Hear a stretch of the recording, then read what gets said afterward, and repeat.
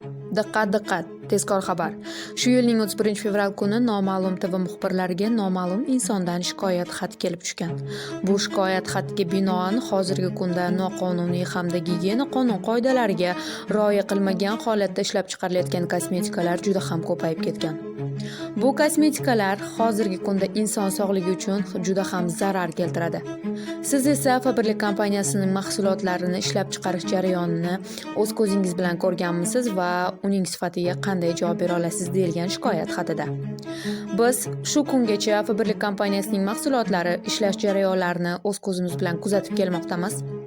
Ko'rib turganingizdek, Faberlic kompaniyasining mahsulotlari har biri alohida e'tibor berilib, gigiyena qonun-qoidalariga rioya etilgan holatda ishlab chiqariladi. Faberlic kompaniyasi 18 yildan beri O'zbekistonda qonuniy ish faoliyatini olib boradi. Faberlic kompaniyasi har bir mahsuloti uchun halol sertifikat berilgan va ishlab chiqarish jarayonidan tortib to qadoqlanish jarayoniga qadar har biriga alohida e'tibor beriladi. Saqlash hamda qadoqlash va yetkazib berish jarayonlari ham juda ham qoniqarli. Faberlic kompaniyasida ishlayotgan ayollar ishlaridan mamnun. Sizlar bilan noma'lum TV muxbiri Muhabbat Ashurova bo'ldi. Sog' salomat bo'ling.